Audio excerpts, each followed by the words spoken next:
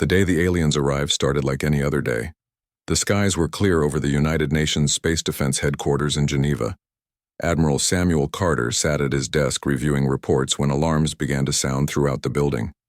"Sir, we have multiple unknown objects that just appeared near Mars," said Lieutenant Frank Wilson, rushing into the office without knocking. His face was pale. "They weren't there on our last scan. They just appeared." Samuel stood up quickly, his coffee cup tipped over, spilling across his desk and onto the floor. "How many?" "7 vessels, sir. Large ones." The Admiral hurried to the command center where dozens of officers stared at the main screen.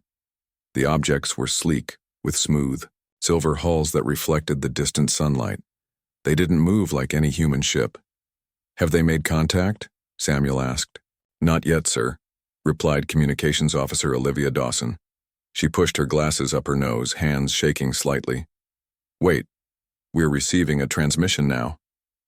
The main screen flickered. A face appeared. At least, they thought it was a face. The creature had purple-gray skin with 4 eyes arranged in a diamond pattern. Where a human would have a nose, it had small breathing slits. Its mouth was wide and lipless. "People of Earth," the alien said in perfect English. "I am Ambassador Krell of the Krillian Empire. We come in peace and friendship." The room was completely silent. Humanity had wondered for centuries if they were alone in the universe. Now they had their answer. "This is Admiral Samuel Carter of the United Nations Space Defense Force," Samuel replied, trying to keep his voice steady. "We welcome you to our solar system." The alien's 4 eyes blinked in an odd pattern. "We are grateful for your welcome. We are explorers and traders seeking new civilizations to exchange knowledge and technology with. We request permission to send a small delegation to your planet to establish diplomatic relations." Over the next 3 days, the world went crazy with the news. Every TV channel, radio station, and online site talked about nothing else. People reacted with everything from joy to fear to religious revival. World leaders held emergency meetings. Scientists prepared to meet the aliens. Lisa Green watched all this with growing worry. As the head intelligence analyst for the Space Defense Force, she had been given the job of learning everything possible about these Krillians from the limited information they shared. "Something doesn't add up," she told Samuel during a private meeting in his office. She placed several data tablets on his desk. "They say they're peaceful explorers, but their ships are heavily armed. They claim to be from a nearby star system, but our deep space telescopes show no signs of their civilization there." Samuel frowned. "Could be stealth technology. Could be lies." "There's more," Lisa continued. She pulled up an image on the main tablet. "This symbol on their ships? I found something similar in our ancient history database. Look at this carving from a 5,000-year-old site in Peru. The carvings showed beings with 4 eyes standing over kneeling humans. Above them was a symbol nearly identical to the one on the Krillian ships." "They've been here before," Samuel whispered. "I think so," Lisa nodded. "And I don't think they were friendly visitors that time either." At the same time, in a remote observatory in Alaska, Dr. Alan Shepard made a discovery that turned his blood cold. He had pointed his advanced telescope toward the outer edges of the solar system, beyond Pluto in the region called the Kuiper Belt. What he saw there made him immediately call the emergency line for the Space Defense Force. "This is Dr. Alan Shepard at North Star Observatory," he said urgently. "I need to speak with Admiral Carter immediately. It's about the aliens." When Samuel took the call 10 minutes later, Alan didn't waste time with greetings. "They're lying to us, Admiral. The 7 ships near Mars are just the beginning. I've found at least 200 more vessels hiding in the Kuiper Belt. It's not a diplomatic mission, it's an invasion force." Samuel felt his heart beat faster. "Are you absolutely certain?" "I've triple-checked the readings. Those ships are massive, each one bigger than anything we've ever built. Some are over a mile long. They're just waiting out there, engines cold, probably thinking they're too far away for us to detect them." The Admiral thanked him and promised to send a team to secure the observatory and its data. He then called an emergency meeting with the Joint Chiefs of Staff and the Secretary of Defense. Meanwhile, the Krillian diplomatic team continued to send friendly messages. They offered to share medical technology that could cure many human diseases. They spoke of cultural exchange and mutual growth. Their words were perfect, but something in their tone made many humans uneasy. The UN voted to allow a small Krillian delegation to land at a special facility built quickly in neutral Switzerland. 5 alien representatives arrived in a small shuttle, greeted by world leaders and broadcast to billions of watching humans. Ambassador Krell spoke beautifully about peace between worlds and the bright future their civilizations could build together. When he finished his speech, people around the world cheered. But in a secured room beneath the UN building, Lisa Green worked frantically with a team of analysts, reviewing every piece of information they could gather about the Krillians. Her assistant, Jake Miller, burst into the room with a new report. "We found something," he said, out of breath. "We intercepted communications between their ships. It's encrypted, but we cracked part of it." He handed her a tablet. "They've done this before, Lisa. 17 times in the last century. They come as friends, gain access to a planet's resources and defense systems, then their hidden fleet moves in. No civilization they've encountered has survived as an independent world." Lisa immediately called Samuel, who was attending the diplomatic reception. "Admiral, get out of there now. We have proof they're hostile. 17 other worlds, all conquered after peaceful first contact." Samuel looked across the elegant reception hall where Ambassador Krell was smiling, or what passed for a smile with that strange mouth, at the Secretary General. The alien caught Samuel's eye and tilted his head slightly, almost like he knew what the Admiral had just learned. The ambassador's 4 eyes blinked in that strange pattern again, and Samuel suddenly realized it wasn't a natural movement. It was a signal to someone. "How long do we have?" Samuel asked quietly into his secure phone. "Based on their pattern with other worlds, weeks at most," Lisa replied. "But if they realize we know, then we might have only days." Samuel finished her thought. "We need options, and we need them now." The Admiral excused himself from the reception and walked quickly toward the exit, already planning humanity's response to the threat that most people didn't yet know existed. Earth would not fall easily, not if he had anything to say about it. The sun rose over a military base hidden deep in the Nevada desert. Unlike most bases that appeared on maps, this one did not exist in any public record. Surrounded by mountains on all sides, the facility was simply called the Vault by the ET. Few hundred people cleared to know about it. Major Diane Foster stood in an elevator dropping quickly into the earth. She had been awakened at 3 a.m. with the code phrase that meant only one thing. The project she had dedicated the last 8 years of her life to was now needed. The elevator stopped 500 feet below the surface. Diane stepped out into a large underground hangar where scientists and military personnel moved with urgent purpose. In the center of the hangar sat something that didn't belong on Earth. The crashed ship had been found buried in Antarctic ice 23 years ago. It was clearly not human-made, with its strange smooth curves and metal that seemed to shift color slightly when viewed from different angles. The ship was relatively small, about the size of a commercial airplane, but the technology inside had changed human history, even if most people didn't know it yet. "Major Foster," said Dr. Greg Patterson, the lead scientist. "The Admiral has authorized full activation of Sundown. We're bringing all systems online." Diane nodded. "How many units are ready?" 10 orbital platforms are fully operational. 2 more will be ready within 48 hours. Diane walked toward the alien craft. It had belonged to a species they called the Arctarians, based on writing found inside the ship. The Arctarians themselves were long dead. The ship's crew had died in the crash thousands of years ago, but their technology had survived. "What about the pilot training program?" she asked. Greg pointed to a separate area of the hangar where 12 sleek fighters were lined up. They looked somewhat like human jets, but with obvious alien influences in their design. "Commander Howard has the squadron at full readiness. They've been running combat simulations for the past 6 months. Commander Peter Howard was examining one of the hybrid fighters when Diane approached. He was tall with a serious expression that rarely changed, even when joking. "Commander," she said, "I hear you've been busy." Peter straightened up. "Major Foster, My pilots are ready, but I'm not sure ready is enough against what's waiting for us out there. You've seen the reports about the Krillian fleet? 200 warships that we know of, he confirmed. If their technology is as advanced as it seems, we're outnumbered and outgunned, even with our secret toys. Diane looked at the fighter. It combined Earth technology with reverse-engineered systems from the Arcturian ship. The most important part was the weapon system they called Sundown. It didn't fire bullets or missiles or even energy beams like in science fiction movies. Instead, it created a field that disrupted the molecular bonds of specific materials, particularly the types of metals used in advanced spacecraft. Don't sell yourself short, Commander. These toys can do things the Krillians won't expect.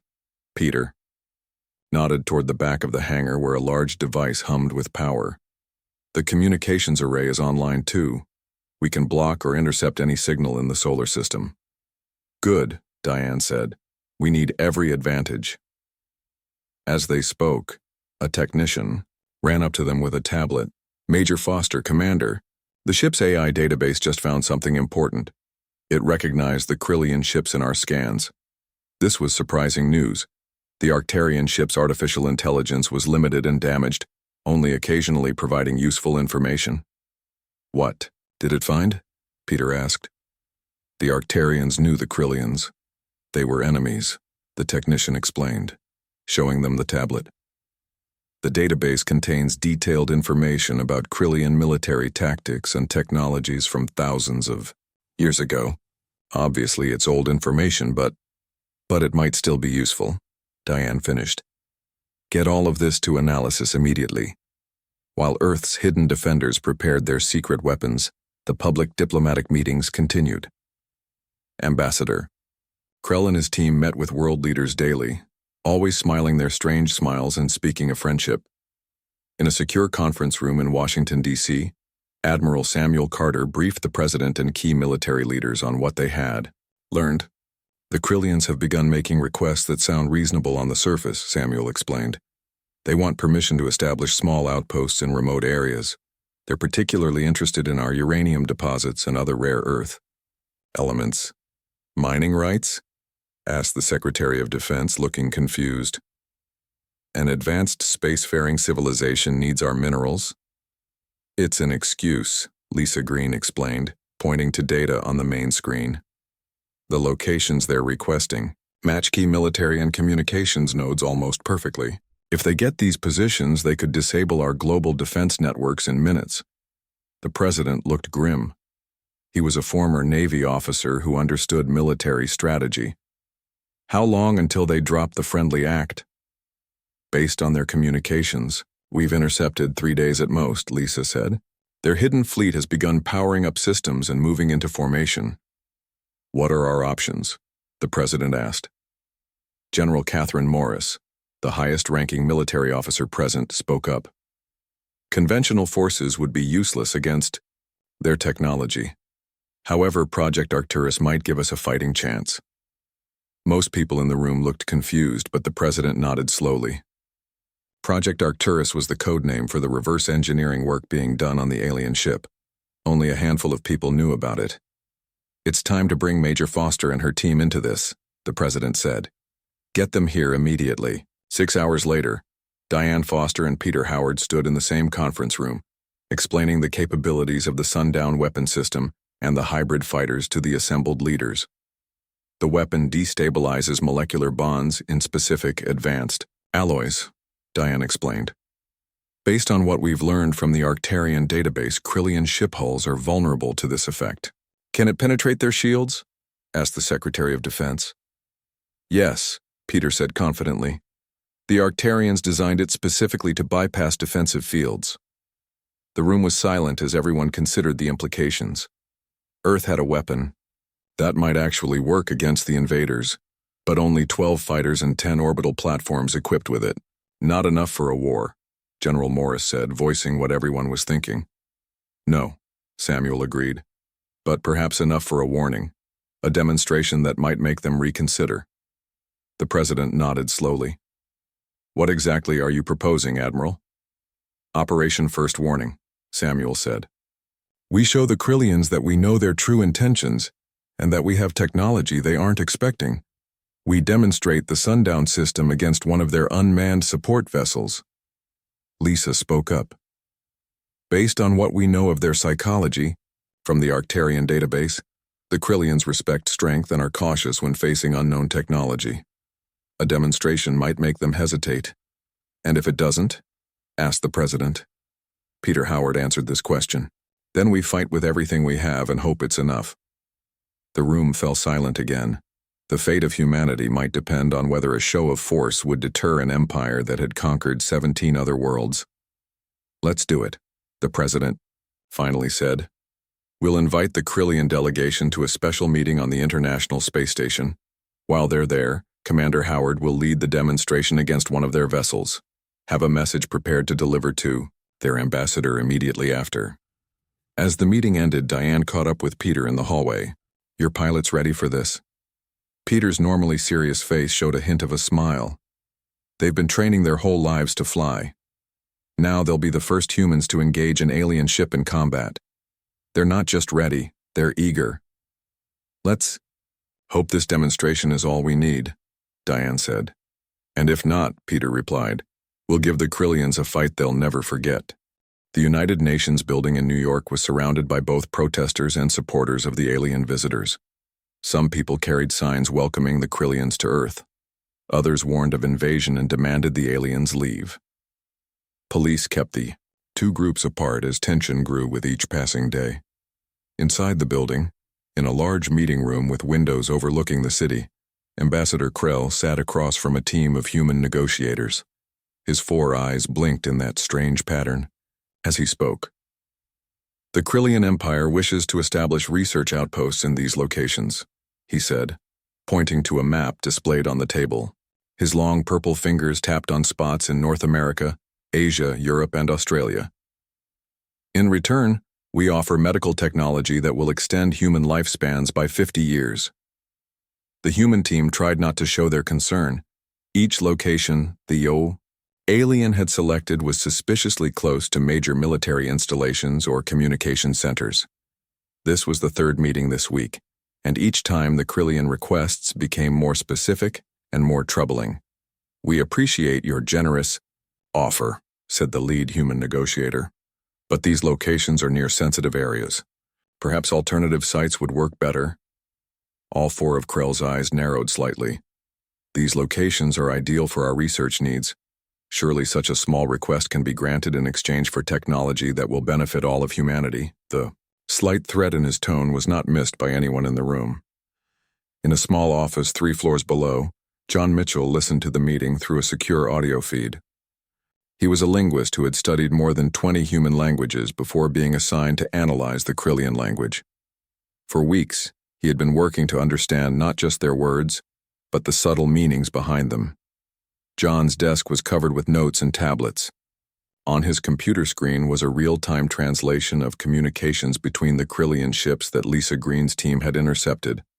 The aliens didn't know humans could hear these messages, so they spoke freely. What John read made his blood run cold. He picked up his secure phone and dialed Lisa's number. I have a complete translation, he said without greeting. You need to see this now. They're planning to move in 3 days. 30 minutes later, John stood in the president's emergency situation room. His hands shook slightly as he explained what he had discovered. The Krillians use subtle changes in their blinking patterns and vocal tones that human ears can't detect, he explained. When I analyzed their ship-to-ship communications with our special equipment, I found these hidden meanings. He displayed the translated message on the main screen. Everyone in the room read it silently. Invasion proceeds as planned. Earth defenses. Primitive. Resistance will be minimal. Primary fleet will enter attack positions in 3 days. Secure landing zones as discussed. Population reduction protocols ready. The room was completely silent for several seconds. Population reduction protocols, the president finally said. They're planning to kill us. Admiral Samuel Carter nodded grimly. This confirms everything we suspected. We need to implement Operation First Warning immediately. The president looked around the room at his advisors. Some looked frightened, others angry. Everyone not directly involved in this operation is dismissed. This is now our highest level of classification. After most people left, only a small core team remained. The President, Admiral Carter, General Morris, Lisa Green, Major Foster, Commander Howard, and John Mitchell. "We need to maintain the appearance of diplomatic negotiations," the President said. "Ambassador Krell must not suspect that we know their plans. We've prepared an invitation for the Krillian delegation to visit the International Space Station tomorrow," Samuel explained. "We're calling it a gesture of goodwill and trust." Lisa added, "Once they're on the station, they'll be isolated from their fleet. Their communications will pass through our systems, which we can control." "Meanwhile," Peter said, "my squadron will be in position to target one of their unmanned support vessels in the outer solar system. The demonstration will be visible to their entire fleet." The President nodded slowly. "And if they respond with immediate aggression?" "The orbital sundown platforms are ready," Diane assured him. "They can target and disable the 7 ships near Mars if necessary." "What about the main fleet in the Kuiper Belt?" asked the President. "They're too far away to launch an immediate attack," General Morris said. "It would take their ships at least 12 hours to reach Earth even at their top speed. That gives us time to deploy our remaining defenses if the warning fails." The President stood up, his decision made. "Begin Operation First Warning. May God help us all." The next morning, Ambassador Krell received the invitation to visit the space station. He accepted immediately, seeing it as an opportunity to inspect human technology up close and perhaps gain access to Earth's orbital systems. What the Krillians didn't know was that John Mitchell had prepared a special translation program. It would correctly interpret the hidden meanings in Krell's communication patterns and display them for the humans to see. As the Krillian shuttle prepared to dock with the space station, Commander Peter Howard led a squadron of 12 hybrid fighters away from Earth. They flew in stealth mode, using technology from the Arcturian ship that made them nearly invisible to sensors. The fighters traveled quickly to the outer solar system, where a Krillian supply ship floated alone, separated from the main fleet. It was unmanned, controlled remotely by the command ships further out. "All pilots report in," Peter said into his communication system. Each pilot confirmed they were ready. They had trained for this moment for years, though none had believed they would actually engage an alien ship in combat. "Remember," Peter told his squadron, "this is a demonstration only. We target the supply ship, fire on my command, and return to base. No one breaks formation, no matter what happens." The hybrid fighters moved into attack position. The Krillian ship was massive compared to their small craft, nearly the size of a human aircraft carrier. Its purple-black hull reflected no light, making it look like a hole in space. "Weapons online," Peter ordered. Sundown systems activated. Each fighter powered up its special weapon. The technology taken from the Arcturian ship had been modified to work with human systems. It created a field that disrupted the molecular bonds in certain metals, particularly those used in Krillian ship construction. "Target locked," Peter confirmed. 3, 2, 1, fire. 12 beams of pale blue light shot from the fighters toward the Krillian supply ship. There was no explosion, no dramatic fireball. Instead, something much more terrifying happened. The massive alien ship simply began to come apart. Its hull separated into pieces that drifted away from each other, like leaves in a stream. In less than 30 seconds, the entire vessel had disintegrated into floating fragments. "Target neutralized," Peter reported calmly. "Return to base." As the fighters turned back toward Earth, Peter knew that the real test was just beginning. The Krillians would now know that humans possessed technology capable of destroying their ships. The question was, would it be enough to make them reconsider their invasion plans? Back on the space station, Ambassador Krell was being given a tour by the station commander when all screens suddenly displayed the same image: the Krillian supply ship disintegrating under the sundown weapon. The ambassador's 4 eyes widened, in genuine shock. For the first time, the smooth confidence of the Krillian diplomat cracked. On Earth, the president prepared to deliver a message that would determine the fate of humanity. Ambassador Krell stood frozen on the space station, all 4 of his eyes fixed on the screen. The supply ship that had just been destroyed contained equipment vital to the first wave of the invasion. More importantly, it showed that humans possessed technology the Krillians had not detected. Technology that could tear apart their ships like paper. "What is the meaning of this?" Krell demanded, his voice losing its usual smooth tone. His translator chip converted his words to English but couldn't hide the anger behind them. The station commander, Colonel Nancy Wright, kept her face neutral. She had been briefed on exactly what to say. "Ambassador, the President of the United States wishes to speak with you. Please follow me." In the station's communication room, a secure video link connected them to the White House. The President's face appeared on the main screen, looking calm but serious. "Ambassador Krell," he began. "What you just witnessed was a demonstration of Earth's defensive capabilities. We know the true purpose of your visit to our world." Krell's purple skin darkened slightly, the Krillian equivalent of turning pale. "I don't understand. We came in peace." "No," the President interrupted. "You did not. We have intercepted and translated communications between your ships. We know about the invasion fleet hiding in the Kuiper Belt. We know about your plans for what you call population reduction protocols. We know everything, Ambassador." For several seconds, Krell said nothing. His 4 eyes blinked rapidly as he processed this information. The Krillians had conquered 17 worlds, and none had discovered their true intentions before it was too late. None had technology that could threaten Krillian ships. "You are making a serious mistake," Krell finally said, his voice now cold and threatening. "The Krillian Empire is not to be defied. Our fleet will reduce your cities to ash." The President didn't flinch. "You saw what happened to your supply ship. That same technology is now targeting every Krillian vessel in our solar system. I speak now not just as the leader of one nation, but on behalf of all humanity." The video feed switched to show Commander Howard's squadron returning to Earth, then to images of the orbital platforms with the sundown weapons, and finally to Major Foster standing next to one of the hybrid fighters. "Our warning is clear and final," the President continued. "Earth is not to be touched. You have 6 hours to withdraw all forces from our solar system. After that time, any Krillian ship still in our territory will be considered hostile and will be destroyed." Krell's composure broke completely. "You cannot give orders to the Krillian Empire. Our main fleet will never receive your signal to attack," Admiral Samuel Carter said, stepping into view beside the President. "Our communications array is blocking all transmissions from this station to your fleet. The decision is yours alone, Ambassador. Peace or war." On the Krillian command ship at the edge of the solar system, Fleet Commander Zorn waited impatiently for word from Ambassador Krell. The demonstration by the human fighters had been unexpected and deeply troubling.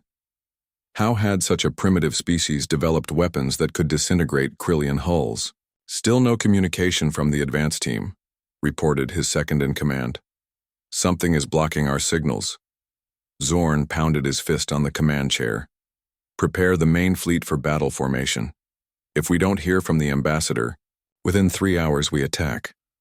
Back on Earth, Lisa Green and her team monitored Krillian communications from a secure bunker beneath the Pentagon. The translation program created by John Mitchell allowed them to understand every message between the alien ships. "They're preparing for attack," Lisa told Admiral Carter through a secure video link. "The main fleet is moving into formation." Samuel nodded. "Just as we expected. Are the orbital platforms ready?" "All 12 are operational and targeted on the 7 ships near Mars," Lisa confirmed. "If they make any aggressive move, we can disable them instantly." In the White House Situation Room, the President received regular updates as the deadline approached. The world's military forces were on their highest alert level. Most civilians had no idea of the danger. News of the ultimatum had not been made public to prevent panic. 4 hours after the ultimatum was delivered, Ambassador Krell finally spoke again. He had been in communication with his superiors using a small personal device that the humans allowed him to use, knowing they could monitor every word. "Your demonstration was impressive," Krell admitted, his voice now carefully controlled. "But one destroyed supply ship does not prove you could defeat our entire fleet." We don't need to defeat your entire fleet, Major Diane Foster replied. She had been sent to the space station to explain the technical details if necessary. Our orbital platforms can target your ships with precision.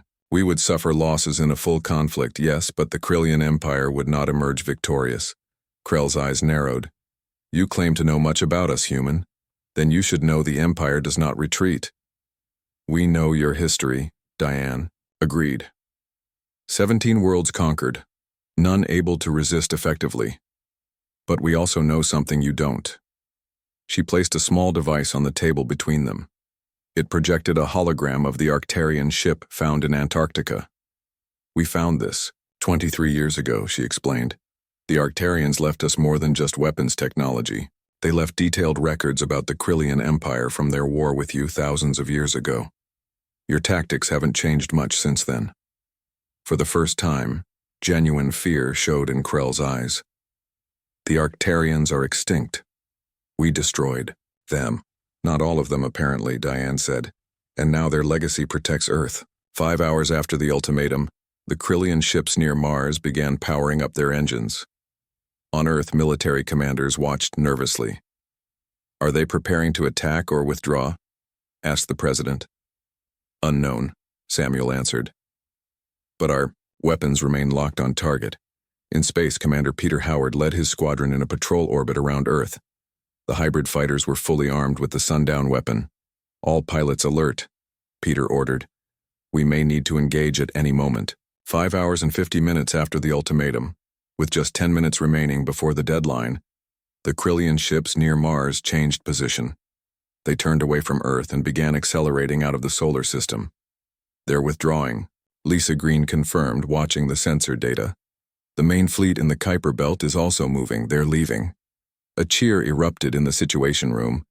The president closed his eyes briefly in relief. On the space station, Ambassador Krell received the news with cold anger. This is not a surrender, he told the humans. The Krillian Empire is making a strategic decision to delay this conflict.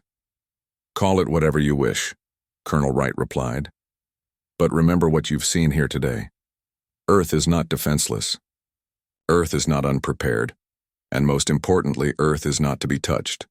The Krillian delegation was escorted to their shuttle. As Krell prepared to board, he turned to Major Foster one last time. We underestimated your species, he admitted. It will not happen again. Diane met his four-eyed gaze steadily. For your sake, I hope there is no again, Ambassador. Safe journey home. As the Krillian shuttle undocked from the station and moved away, humanity collectively held its breath. Would the aliens truly leave, or was this the beginning of a larger conflict? Admiral Samuel Carter watched the sensor feeds as the Krillian ships accelerated away from the solar system. Keep all defense systems on high alert, he ordered. This isn't over yet. But for now at least, Earth had earned a reprieve. The Empire, that had conquered 17 worlds, had received a warning they couldn't ignore. For the first time in their history of expansion, the Krillians had found a species that could bite back. 6 months passed since the Krillian ships withdrew from Earth's solar system. The world had changed in that time. The public was finally told the truth about the aliens' true intentions and how close Earth had come to invasion. Nations that had fought each other for centuries now worked together against a common threat. Admiral Samuel Carter stood at the window of his office, looking out at the new ships being built in the massive construction yard. The hybrid fighters that had proven so effective were now being produced by the hundreds. Earth was preparing for the possibility that the Krillians might return. Admiral, they're here, his assistant said from the doorway. Samuel nodded and straightened, his uniform. Send them in. The door opened to reveal Major Diane Foster, Commander Peter Howard, and Lisa Green. They had become heroes after the truth was revealed, though none of them had sought the attention. The new defense satellites are operational, Diane reported. All 24 are positioned and ready. The pilot training program has expanded, Peter added. We have 50 fully trained pilots now and another 100 in the pipeline. Lisa held up a tablet. Our long-range sensors are working perfectly. We'll have advance warning if the Krillians or anyone else approaches our system. Samuel nodded with satisfaction. Good work, all of you. But that's not why I called you here today. He pressed a button on his desk, and a large screen on the wall came to life. It showed a strange ship approaching the edge of the solar system. It wasn't Krillian. The design was completely different. We detected this vessel an hour ago, Samuel explained. It's on a direct course for Earth, traveling alone. Hostile? Peter asked, already thinking like a fighter pilot. Unknown, Samuel answered. But they're broadcasting on all frequencies. They want to talk.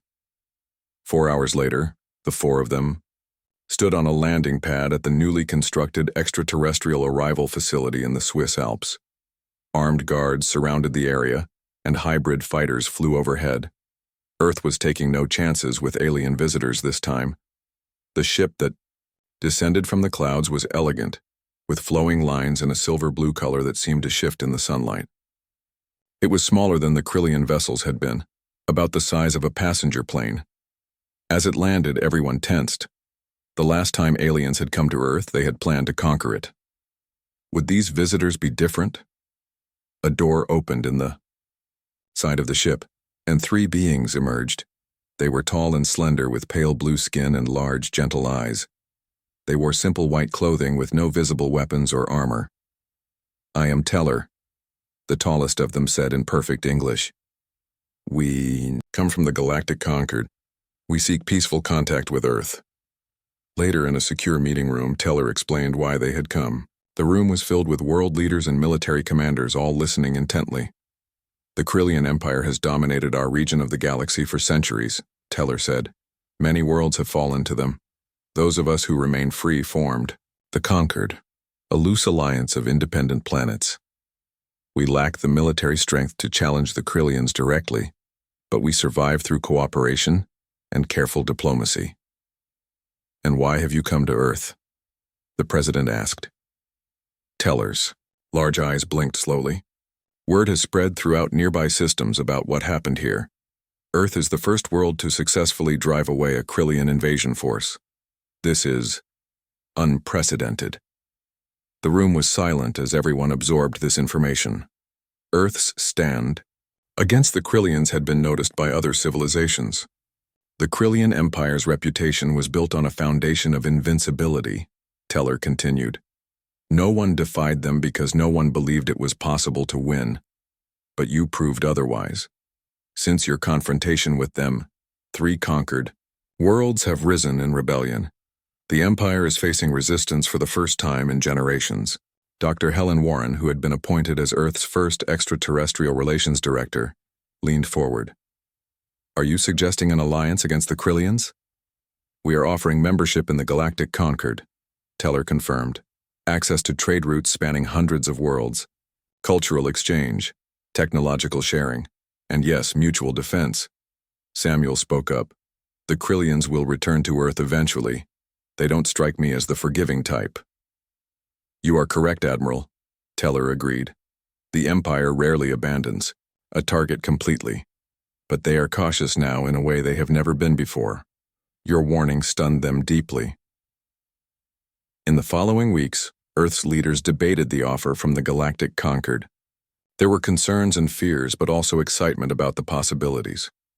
Meanwhile, Major Diane Foster and Commander Peter Howard were given a new assignment. They would lead Earth's first true interstellar defense force, combining the best of human military tradition with the advanced technology they now possessed. It's happening faster than I expected, Diane admitted as they toured the facility where their new command would be based. I thought we'd have years to prepare before going beyond our solar system. The Krillians changed everything, Peter Seal replied. We can't just sit here and wait for them to come back. We need to be out there, learning, preparing. Their new flagship was under construction in orbit, a vessel that would combine Earth technology with designs shared by the Concorde. It would be named Defiance, a reminder of humanity's first stand against an alien empire. As Earth prepared to join the galactic community, a very different scene played out in the throne room of the Krillian Supreme Overlord.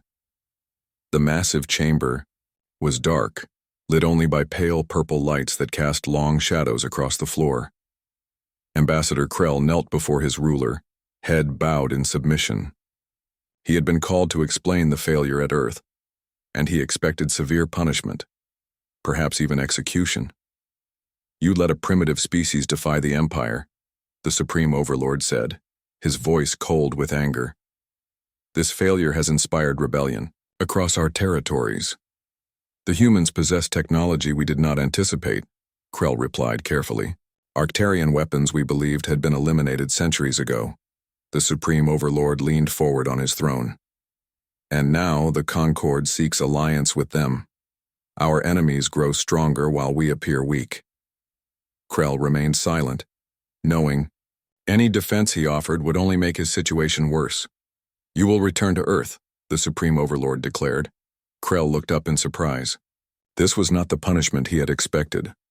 "I will, Supreme One. As permanent ambassador to the humans, you will live among them.